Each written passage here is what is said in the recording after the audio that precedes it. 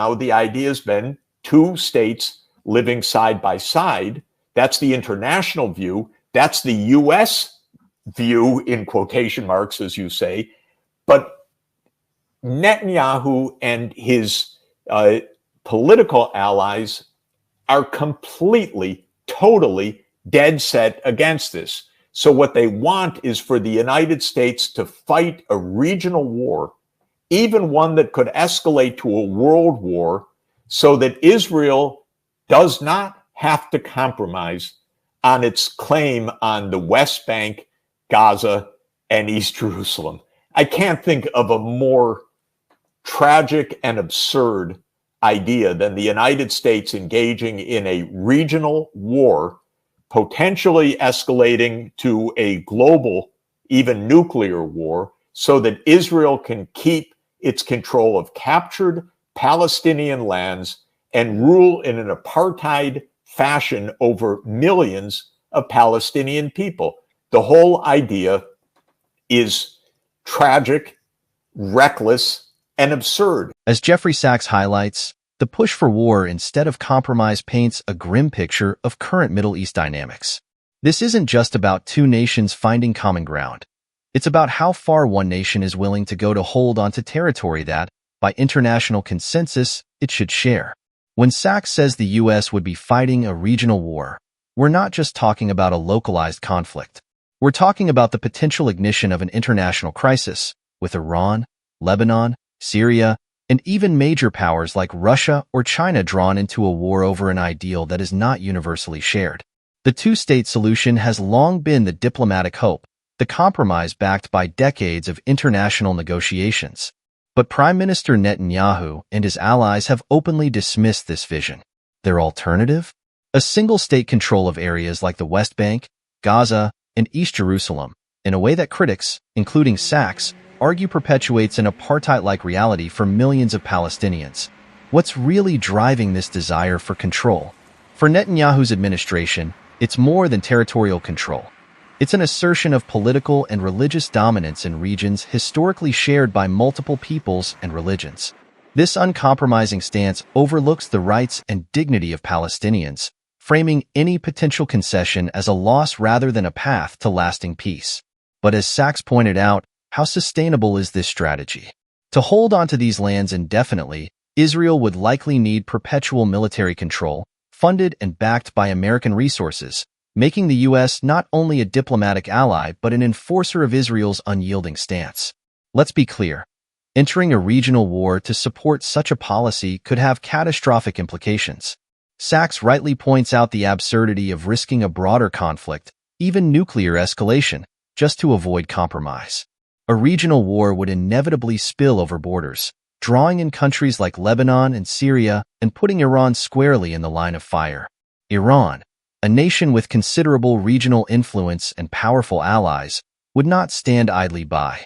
Its network of regional allies, including Hezbollah in Lebanon, the Houthis in Yemen, and various groups across Syria and Iraq, have demonstrated resilience and influence. Entering into a full-scale confrontation with Iran would not just destabilize the region. It could strain global energy markets, exacerbate refugee crises, and heighten tensions between global powers with vested interests. Why would the United States take on this risk? The reality is that, since the end of World War II, the U.S. has been heavily involved in Middle Eastern geopolitics, often in support of Israel. For decades, American foreign policy has frequently aligned with Israeli interests, regardless of the domestic debates within Israel itself. However, what Sachs argues here is that we've reached a point where this alignment could tip into recklessness, asking the American people to fund, support, and potentially sacrifice lives for a cause that is deeply controversial. Not for global security, not for freedom, but for Israel's ambition to rule over disputed lands. For the American public, this is a moral and ethical crossroads. Are we prepared to sacrifice American lives, American tax dollars, and possibly our broader international relationships for an ideal that isn't even universally accepted within Israel? As Sachs describes, the prospect of regional war is more than reckless. It's tragic. It threatens to alienate the U.S. from its own democratic ideals, as millions of Palestinians are left voiceless under a system that denies them basic rights and representation. By rejecting the two-state solution, Netanyahu's administration is pushing toward a single state that controls millions of Palestinians without granting them equal rights. This isn't merely a political issue. It's a human rights crisis waiting to unfold. Palestinians in the West Bank and Gaza face a daily reality marked by restricted movement, limited access to resources, and little say in the laws that govern them. Sachs' use of the term apartheid isn't hyperbole. It's an accurate reflection of the conditions many Palestinians live under, with different legal standards, checkpoints, and barriers that are all too real. The international community, for the most part, condemns these conditions. Even in the United States, public opinion is slowly shifting as more people become aware of the realities on the ground. But political leaders are often behind the curve, slow to adapt to new perspectives, especially when powerful lobbies and long-standing alliances are at play. To support Israel in maintaining this one-state reality would be to endorse a system that violates the values of democracy, equality, and justice that the United States claims to champion. If the U.S. does decide to intervene, we must consider the potential for global escalation. Russia, already wary of U.S. presence in its regional alliances, might see this as another example of Western overreach and respond accordingly. China, too, with its growing influence in the Middle East, may not stand by if a U.S.-backed Israeli campaign destabilizes an entire region. The reality is that both Russia and China have vested interests in the Middle East, and they are unlikely to remain passive as U.S. forces potentially clash with Iranian or Hezbollah forces. Sachs rightly characterizes this as absurd, because the escalation of conflict over control of a few regions within Israel and Palestine has implications for all of humanity.